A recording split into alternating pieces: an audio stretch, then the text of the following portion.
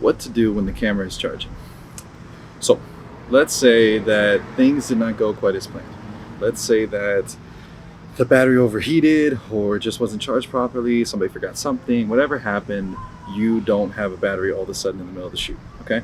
Middle of the shoot or before the shoot. What can you do?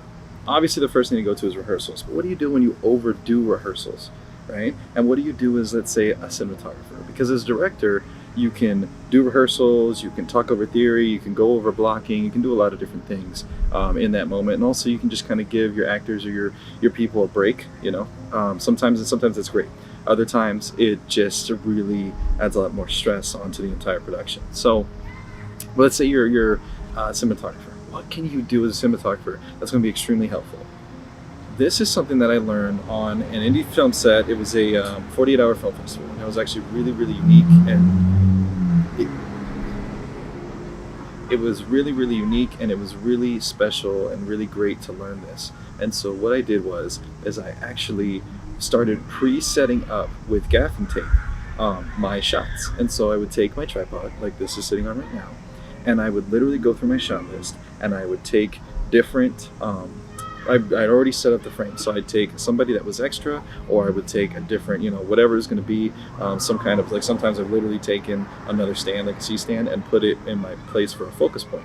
And so I would literally set up how the shot was going to go, what the lighting was going to be, what everything was going to be done on the tape. And so what I would do is I'd take the tape, and not only would I put the tape on the ground, but I would write on the tape. Now you could also write on a piece of paper and tape that to the floor.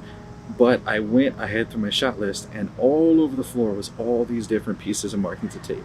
Thankfully, we weren't using any master shots to show any of that. We'd already done all of it, so I could get away with this kind of thing. But what I did was I used this tape, and I actually set up all of my shots. So then, once the battery was set up, once everything was ready to go, and now you can also do this with a phone, right, with a cell phone. At the time, I did this with a secondary camera, okay? But I understand, and I know frames, and I understand lenses. So I was able to kind of guesstimate and figure it out. And there was just a little bit of minor adjustments once I actually got the camera onto the set. But what I did was, and how I got this to work, was that I just set up every single shot that I needed ahead of time while we were waiting. And then when the battery was ready to go, it flowed so quickly. I knew where I was going to go, how I was going to go. I knew which one was the front leg, and I was prepared. And thus, the entire scene moved so quickly. Based on cinematography side, and the actors were the ones that, you know, the focal point was on. Everything with cinematography was taken care of, and that was something that was extremely useful and very powerful, and it was a tool that I've since continued to use, where if I have nothing else to do on the film set, or there's something in the way that's kind of taking out time, I will go back and do this if it's able to be done. Sometimes you have master shots or other things that you can't do that, or the location says you know that's not allowed, or it's a wrong kind of carpet or whatever it is.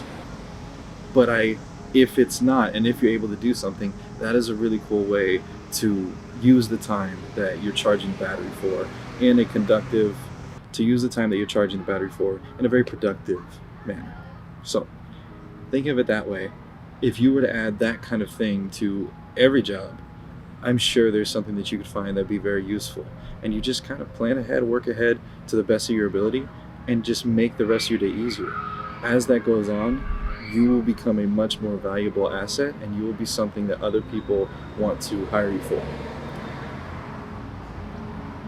Especially because most people are too lazy to do it in the first place. They just rather sit down and sit on their phone.